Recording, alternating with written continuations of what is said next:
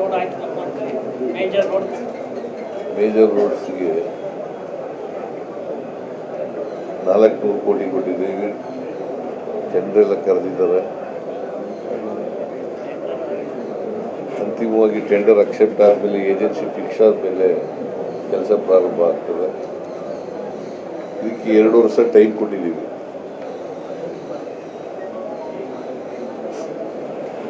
DC ಅಧ್ಯಕ್ಷರಲ್ಲಿ quality control team, ಆಮೇಲೆ DC ಅಧ್ಯಕ್ಷದಲ್ಲಿ ಒಂದು ಕ್ವಾಲಿಟಿನಲ್ಲಿ main ರಾಜಿ ಇಲ್ಲ.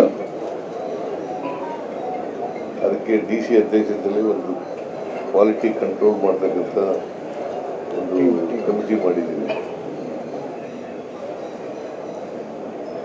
ಫ್ಲೈಓವರ್ ಪ್ರಸ್ತಾವನೆ ಅಂತ ಮೈಸೂರು ಸಿಟಿಗೆ ಫ್ಲೈಓವರ್ ಪ್ರಸ್ತಾವನೆ, ಅದನ್ನೇ ಬೆಂಗಳೂರು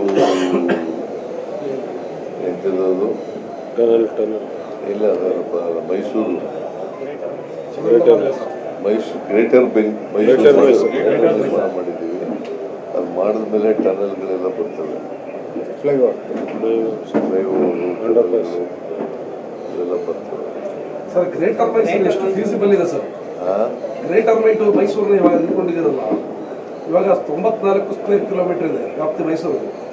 335 ಸ್ಕ್ವೇರ್ ಕಿಲೋಮೀಟರ್ ವ್ಯಾಪ್ತಿಗೆ ಗ್ರೇಟರ್ ಮೈಸೂರು ಹೋಗುತ್ತೆ ಸರ್. ಅದಕ್ಕೆ ತಕ್ಕ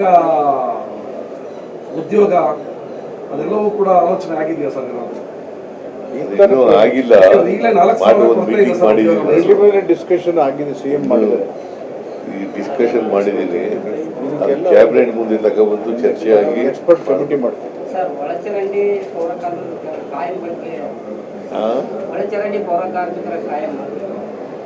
ಕಾಯಂ ಮಾಡಿದೀವಲ್ಲ, ಮಾಡಿದ್ರು. ಇನ್ನೂ ಜನ ನಾನೇ ಕೊಟ್ಟಲ್ಲಪ್ಪ, ಇನ್ನು ಉಳಿದಿರೋರಿಗೆ ಮಾಡ್ಕೊಡ್ತಾರೆ. ನೀನು ಮಾತಾಡೋ ಅಂತ ಹೇಳಿದವ್ರು ಯಾರು? ನೋಡಯ್ಯ, ನಾನು ಬರೋವರೆಗೆ ಕಾಯಂ ಮಾಡ್ತಕ್ಕಂಥದಕ್ಕೆ ಮಾಡಿರಲಿಲ್ಲ. ಹಂತವಾಗಿ ಕಾಯಂ ಮಾಡ್ತಾ ಇದ್ದೀವಿ. ಈಗಾಗಲೇ ಎಷ್ಟು ಜನ ಮಾಡಿರೋದಪ್ಪ ನಾರಾಯಣ? 29,000 ಜನಕ್ಕೆ ಮಾಡಿದ್ದೀವಿ. ಒಟ್ಟು ಎಷ್ಟು ಜನ ಇರೋದು? 29,000. ಇನ್ನು ಉಳಿದವ್ರು ನಾ ಅಲ್ಲದೆ ಯಾರು ಮಾಡಿದ್ರೇನೆ?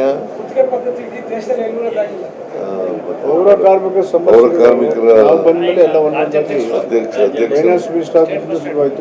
Direct check salary. CM ಆಗಿ ಇಡೀ ಡೆವಲಪ್ಮೆಂಟ್ ಸ್ಯಾಟಿಸ್ಫ್ಯಾಕ್ಷನ್ ಇದೆ. ನಾವು ಬಂದ್ಮೇಲೆ ಇಂಪ್ರೂವ್ ಆಗಿದೆ.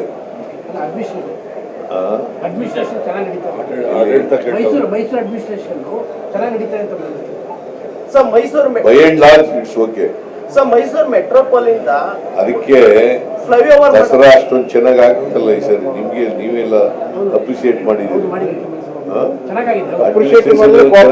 ಆಗತ್ತಾ? ನಾವು ಹೇಳೋದು ಬೇರೆ, ನೀವು ಹೇಳ್ಬೇಕು.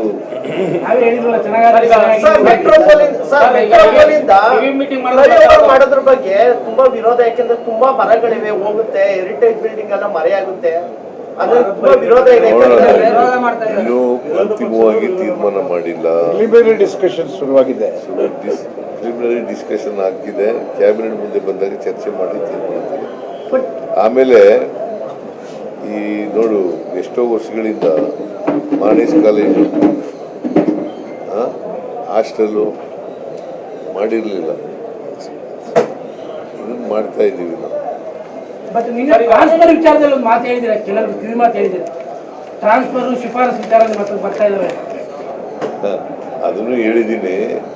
ಅಧಿಕಾರಿಗಳು ಇತ್ತೀಚೆಗೆ ನಮ್ಮ ಕಾರ್ಯಕರ್ತರನ್ನೇ ಹಿಡ್ಕೊಂಡು ಟ್ರಾನ್ಸ್ಫರ್ಗಳಿಗೆ ಬರ್ತಾರೆ. ಪ್ರಾರಂಭದಲ್ಲಿ ನಾವು ಬಂದಾಗ ಈ ಥರ ಇರಲಿಲ್ಲ. MLA ಆದ ವರ್ಷದಲ್ಲಿ ಈ ಥರ ಎಲ್ಲ ಇರಲಿಲ್ಲ. ಇತ್ತೀಚಿನ ದಿನಗಳಲ್ಲಿ ಇದು ಎಲ್ಲ ಅಧಿಕಾರಿಗಳಲ್ಲ, ಕೆಲವು ಅಧಿಕಾರಿಗಳು ಜಾಸ್ತಿ.